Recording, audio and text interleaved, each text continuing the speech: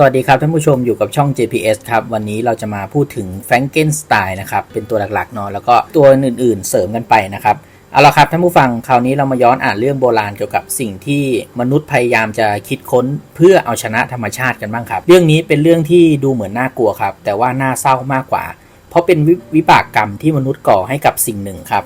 เรื่องเกิดขึ้นเพราะว่าชายคนนี้ครับคือวิกเตอร์แฟรงเกนสไตน์ครับเขาเกิดที่เจนีวาครับประมาณปี 1790 ครับลูกของผู้ที่เป็นทั้งนักการเมืองและพ่อค้าผู้มั่งคั่งครับเขามีเพื่อนสนิทที่เป็นนักศึกษาอยู่คนหนึ่งชื่อเฮนรี่เคอร์วัลครับเพื่อนผู้นี้แหละครับที่ชักนำให้วิกเตอร์แฟรงเกนสไตน์เนี่ยสนใจเรื่องพลังงานในธรรมชาติโดยเฉพาะสาขาที่เกี่ยวกับไฟฟ้าและแหล่งกำเนิดชีวิตครับเมื่อเขาเรียนที่มหาวิทยาลัยอินโกสตัดครับก็ได้ทำการศึกษาค้นคว้าต่อครับโดยมุ่งหวังว่าจะเป็นผู้บุกเบิกแนวทางใหม่ในการแสวงหาพลังที่ไม่เคยมีใครรู้จักมาก่อนเพื่อนำไปสู่กุญแจความลี้ลับนะครับไขความลี้ลับเนาะของการดำเนินชีวิตเขามุ่งมั่นที่จะใส่ชีวิตใหม่ให้กับคนที่ตายไปแล้วครับท่านผู้ชมโดยใช้ร่างของผู้ที่ตายเนี่ยมาสร้างเป็นมนุษย์พิเศษขึ้นมาใหม่ครับเมื่อการค้นคว้ามาถึงที่สุดแล้วนะครับแฟรงเกนสไตน์เนี่ยก็ตัดสินใจจะทำให้คนตายคืนชีวิตขึ้นมาอีกครั้งแต่คนตายที่เขาปรารถนาจะนำมาชุบชีวิตก็ไม่ยักจะใช่ศพใดศพหนึ่งกลับเป็นศพมากมายหลากหลายที่เขาคัดสรรเอาส่วนต่างๆของต่างๆมาเย็บไว้ด้วยกันครับตั้งใจจะทำเป็นเสมือนยอดมนุษย์สูงใหญ่กว่าคนธรรมดาทั่วไปด้วยวิธีใดไม่ปรากฏนะครับวิกเตอร์แฟรงเกนสไตน์เนี่ยสามารถทำให้อสูรกายของเขาเนี่ยมีชีวิตขึ้นมาจริงๆซะด้วยครับท่านผู้ชมแต่เขากลับตกใจต่อผลงานของเขาที่สร้างขึ้นครับจนบันทึกในรายงานการทดลองของเขาเนี่ยเขาเขียนไว้แบบนี้ครับแขนขาของมันดูเข้ารูปเข้าร่างทีเดียวเพราะข้าพเจ้า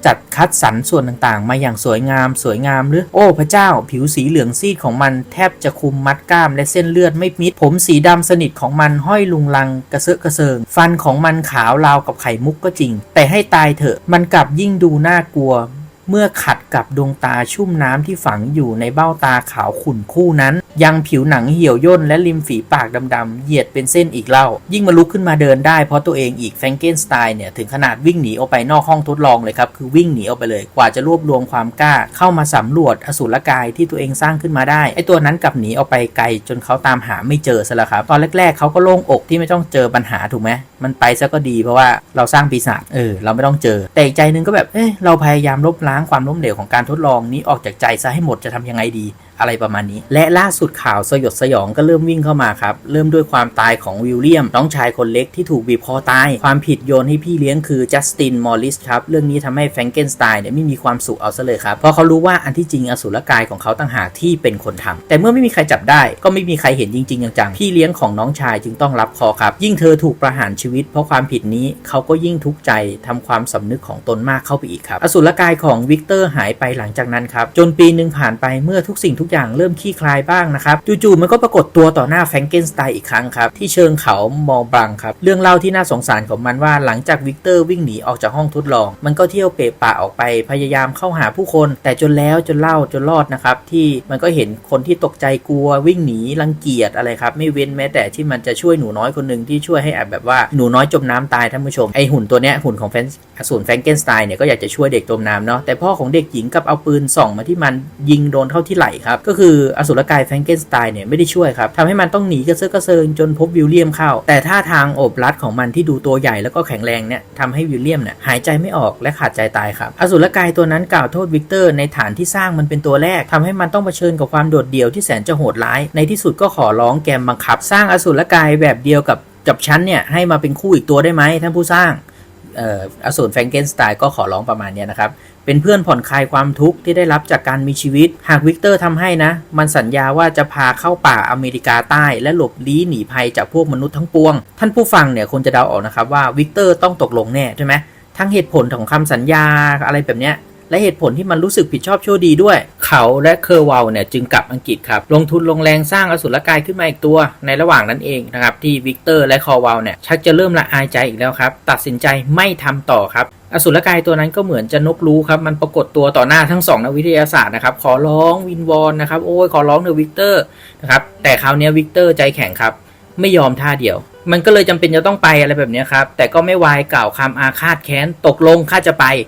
แต่จงจำไว้ข้าจะกลับมาในคืนวันแต่งงานของท่านแน่นอนครับโอ้โหน่ากลัวนะขู่กันเลยครับ แฟรงเกนสไตน์เนี่ยและคอวอลตัดสินใจบินหนีไปไอร์แลนด์ครับแต่ว่าไม่พ้นหรอกครับท่านผู้ฟังเจ้าอสุรกายเนี่ยตามติดเลยครับมันเริ่มแก้แค้นด้วยการฆ่าเคอร์วอลก่อนครับให้แฟรงเกนสไตน์เนี่ยต้องเผชิญกับความโดดเดี่ยวอย่างที่มันต้องทนทุกข์จากนั้นเมื่อเขาตกลงแต่งงานกับหวานใจสมัยวัยรุ่นครับมันก็ปรากฏตัวขึ้นครับในงานแต่งงานอย่างที่มันพูดจริงๆครับเข้าไปบีบคอเจ้าสาวตายไปตามระเบียบครับวิกเตอร์แฟรงเกนสไตน์เนี่ยครับตกอยู่ในที่นั่งเดียวกันกับเจ้าอสูรแถมยังลำบากกว่าอีกครับตรงที่เขาเริ่มการหนีแบบไร้จุดจบเลยทีนี้ไม่ว่าจะไปที่ใดอสุรกายนะครับมันก็ปรากฏตัวที่นั่นคล้ายกับมันต้องการเข้าแทนคู่ครับแทนเพื่อนสนิทของแฟรงเกนสไตน์นั่นเองในที่สุดเขาตัดสินใจลงเรือมุ่งไปอาร์กติกครับหวังว่าอสุรกายเนี่ยคงตามไปไม่ได้หรอกแต่แล้วเรือลำที่เขาโดยสารนะครับเกิดติดน้ำแข็งขั้วโลกเข้า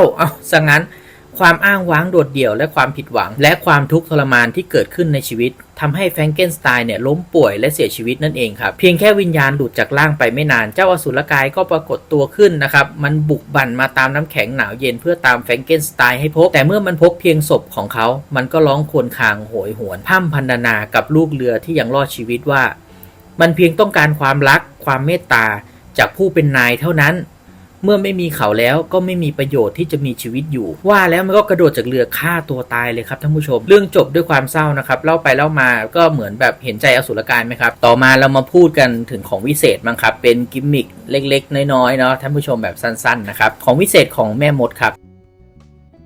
ไม้กวาดครับไม้กวาดฝรั่งแบบดั้งเดิมครับทำจากก้านต้นวิลโวหรือโอเซอร์ครับเอามากำเป็นฟ่อนแล้วมัดติดกับด้ามยาวครับไม่น่าเชื่อว่าไม้กวาดแบบนี้แหละครับก็คือพาหนะครับท่านผู้ชมพวกแม่มดเนี่ยใช้สำหรับการคมนาคมทางอากาศมากที่สุดครับซึ่งอันที่จริงเนี่ยนางอาจใช้พั่วหรืออะไรก็ได้ที่เป็นรูปทรงเดียวกันครับแต่แม่มดกับใช้ไม้กวาดมากกว่าในยะประการแรกนะครับมันมีคุณสมบัติทางอากาศครับทางพลศาสตร์ครบถ้วนน้ำหนักเบานะครับถูกไหมน้ำหนักเบาไม่ต้านลมประการที่2มันมีที่นั่งสำหรับนักบินผู้ช่วยครับท่านผู้ชมเช่นแมวหรือวิญญาณนะครับอื่นๆที่จะนั่งบนฟ่อนหญ้าที่เป็นตัวสำหรับกวาดนะครับท่านผู้ชมฟ่อนเนาะน่าจะนุ่มกว่าพั่วอะไรแบบนี้ตัวไม้กวาดนะครับไม่มีคุณสมบัติในการห่อเหินเดินอากาศเสียทีเดียวหรอกครับการยกตัวขึ้นอยู่ที่พ่อมดหรือแม่มดนั่นต่างหากจะมีความสามารถเฉพาะไล่คาถาให้มันกลายเป็นหนึ่งเดียวกับตัวเองได้เพราะฉะนั้นท่านผู้ชมคนไหนที่ฟังแล้วอยากลองก็อาจจะลองบินดูก็ได้นะครับต่อมาครับลูกแก้วพยากรณ์ครับเครื่องมือสิ่งหนึ่งในศาสตร์น่ารู้ของพ่อมดแม่มดครับใช้เป็นที่เพ่งกระแสจิตให้เกิดรูปเงาที่จะนำไปทายอนาคตได้ศาสตร์แห่งการเพ่งลูกแก้วเนี่ยเริ่มในหมู่พวกอินคาอาปาเชดูลายีและอเบอริจินในนิวเซาท์เวลส์ซึ่งถือว่าเป็นอุปกรณ์ที่แม่นยำที่สุดก็เพราะว่าลูกแก้วเนี่ยไม่ได้ทำมาจากแก้วครับท่านผู้ชมแต่มาจากหินคริสตัลใสแจ๋วเลยจากคันของมันดาโลกครับหมายความว่ามาจากเหมืองหินอะไรแบบนี้ครับว่ากันว่าต้องใช้หินคริสตัลเพราะมันมีการกำเนิดมาพร้อมกับโลกครับมันจึงซึมซับการรับรู้ทุกสรรพสิ่งจากอดีตปัจจุบันและอนาคตครับคำว่าลูกแก้วนะครับมาจากคำภาษากรีกแปลว่าน้ำแข็งครับว่ากันว่าลูกแก้วเนี่ยลูกแรกนำมาใช้เพ่งมองอนาคตเป็นหินคริสตัลรูปใสลูกกลมดิกครับได้มาจากภูเขาแอลป์มันใสสนิทนะครับปราศจากรอยเมฆหมอกหรือเส้นใยรอยแยกแตกอะไรแบบเนี้ยคือใสกว่าหินธรรมดานะครับหินมีตำหนิเนี่ยจะทำนายให้การทำนายทายทักเนี่ยเบี่ยงเบนไม่ชัดนะครับเหมือนรอยแตกแยกเลยครับความมัวหมองของมันแทนที่มันจะแม่นยำเหมือนเพ่งมองจากหินใสๆครับลูกแก้วที่ดีที่สุดจากหินคริสตัลที่พวกโนมในแถบอัลไพร์ช่วยกันขัดให้ได้รูปเนี่ยลูกที่ดีรองลงมาก็ชนิดที่มนุษย์เราตกแต่งกันครับแต่ทั้ง2 อย่างไม่ใช่จะหาง่ายทั้งมีราคาแพงนะครับพวกชาลาทานเนี่ยซึ่งยึดอาชีพเพ่งมองลูกแก้วให้คำทำนายก็เลยหัวใสเอาลูกแก้วที่ทำจากแก้วมาใช้แทนครับ1ราคาถูก2หาง่ายแต่เชื่อเถอะครับว่าไม่ได้ผลเท่าลูกแก้วที่ทำจากหินคริสตัลจริงๆครับส่วนที่2ก็คือคนทำนายต้องเก่งกาจไม่แพ้กันนะครับคนที่ทำนายแม่นๆเนี่ยจะต้องได้รับการฝึกฝนมาเป็นระยะเวลานานครับต้องฝึกให้คอยลดตัณหาความเห็นแก่ตัวความริษยาความโลภผู้ทำนายเนี่ยจะเพ่งเห็นอนาคตของผู้รับคำทำนายแม่นยำหรือเขาจะเห็นเหตุการณ์เหมือนเราดูโทรทัศน์ภาพต่างๆเหล่านั้นจะแสดงตัวออกมาที่ความลึกลับอันประมาณไม่ได้ของลูกแก้วครับและอีกอย่างนะครับปัญหานั่นก็คือคนเก่งๆเนี่ยหายากพอๆกับลูกแก้วเลยครับโดยมากที่เพ่งๆกันเก่งที่สุดก็เห็นจะเป็นสีเท่านั้นนะครับอย่างทำนองสีแดงสีส้มหมายถึงความทุกข์และความพินาศส่วนสีทำนองสีน้ำเงินหรือสีเขียวนะครับหมายถึงการต่อสู้ช่วงชิง และรูปเงาที่เคลื่อนไหวก็สามารถบอกชะตากรรมของผู้รับคำทำนายเช่นเดียวกันได้นะครับก็สำหรับ EP นี้นะครับก็เป็น